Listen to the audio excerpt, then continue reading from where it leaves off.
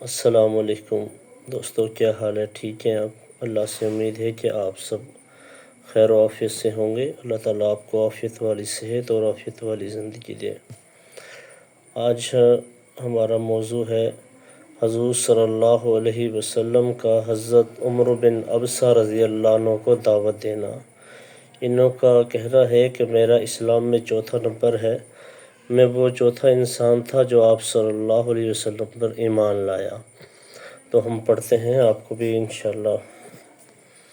تو حضرت شداد بن عبداللہ کہتے ہیں کہ حضرت ابو امامہ رضی اللہ تعالیٰ عنہ نے حضرت عمر بن ابسہ سے پوچھا کہ آپ کس بنیاد پر یہ دعویٰ کرتے ہیں کہ اسلام لانے میں آپ کا چوتھا نمبر ہے؟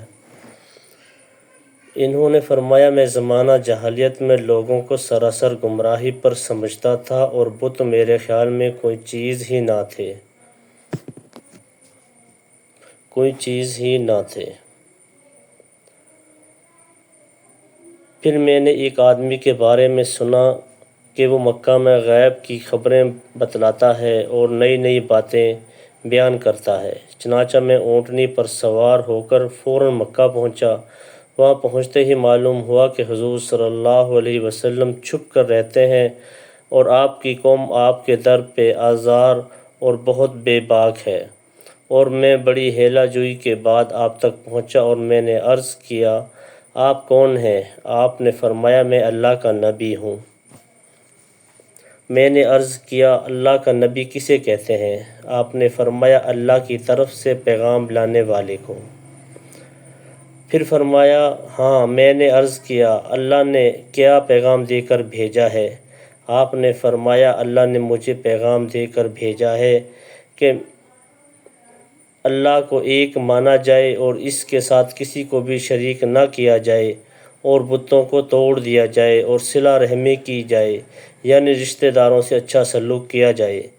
میں نے آپ کی خدمت میں عرض کیا، اس دین کے معاملے میں آپ کے ساتھ کون ہے؟ آپ نے فرمایا کہ ایک آزاد اور ایک غلام۔ میں نے دیکھا تو آپ کے ساتھ ابو بکر بن ابی قحافہ رضی اللہ عنہ اور حضرت ابو بکر کے غلام حضرت بلال تھے۔ میں نے عرض کیا، میں آپ کا اتباع کرنا چاہتا ہوں، یعنی اسلام ظاہر کر کے یہاں مکہ میں آپ کے ساتھ رہنا چاہتا ہوں۔ آپ نے فرمایا، فی الحال تمہارا میرے ساتھ رہنا تمہاری طاقت سے باہر ہے، اس لیے اب تم اپنے گھر چلے جاؤ، اور جب تم سنو کہ مجھے غلبہ ہو گیا ہے تو میرے پاس چلے آنا۔ حضرت عمر بن ابسہ فرماتے ہیں کہ مسلمان ہو کر میں اپنے گھر واپس آ گیا، اور حضور صلی اللہ علیہ وسلم ہجرت فرما کر مدینہ تشریف لے گئے۔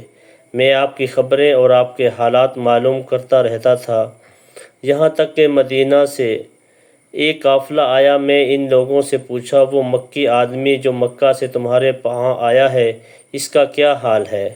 ان لوگوں نے کہا، ان کی قوم نے ان کو قتل کرنا چاہا لیکن وہ قتل نہ کر سکے، اور نصرت الہی ان کے اور قوم کے درمیان رکاوٹ بن گئی، اور ہم لوگوں کو اس حال میں چھوڑ کر آئے ہیں کہ سب آپ کی طرف لپک رہے ہیں۔ حضرت عمر بن ابسہ کہتے ہیں کہ میں اپنے اونٹ پر سوار ہو کر مدینہ پہنچا اور حاضر ہو کر عرض کیا، یا رسول اللہ، کیا آپ مجھ کو پہچانتے ہیں؟ آپ نے فرمایا، کیا تم وہی نہیں ہو جو مکہ میں میرے پاس آئے تھے؟ میں نے عرض کیا، جی ہاں، میں وہی ہوں۔ اس کے بعد میں نے عرض کیا، یا رسول اللہ، اللہ جو کچھ اللہ تعالیٰ نے آپ کو سکھایا ہے اور میں نہیں جانتا، اس میں سے کچھ آپ مجھے سکھا دیں۔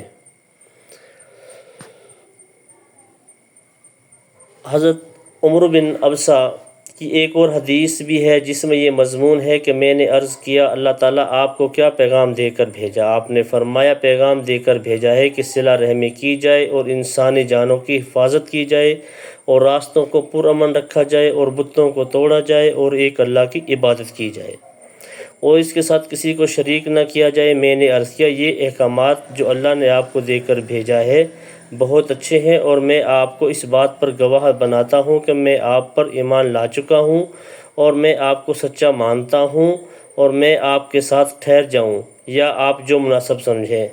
آپ نے فرمایا، تم خود دیکھ رہے ہو کہ جس دین کو لے کر میں آیا ہوں لوگ اسے کتنا برا سمجھ رہے ہیں۔ لہٰذا اب تم اپنے گھر جا کر رہو، اور جب تم میرے متعلق یہ سن لو میں اپنے ہجرت والی جگہ پر پہنچ گیا ہوں تو اس وقت میرے پاس چلے آنا۔ بھئی جو کچھ پڑھا ہے اللہ تعالیٰ اس پر ہم کو سب کو عمل کرنے کی توفیق عطا فرمائے۔ کل جو ہم جس صحابی کے بارے میں پڑھیں گے وہ ہیں حضرت سعید بن زید، جو عشرہ مبشرہ میں ہیں۔ ان کو آپ صلی اللہ علیہ وسلم کا اسلام کی دعوت دینا اور ان کا قبول فرمانا۔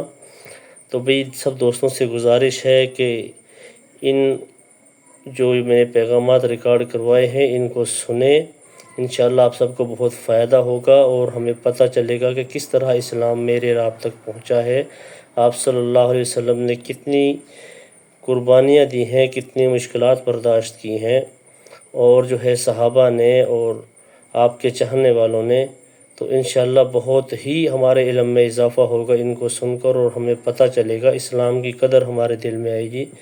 تو سب بھائیوں سے گزارش ہے آپ خود بھی سنیں، دوستوں سے بھی کہیں اور سب کو بتائیں، اور انشاءاللہ اللہ تعالیٰ ہم سب کو عمل کی توفیق عطا فرمائے۔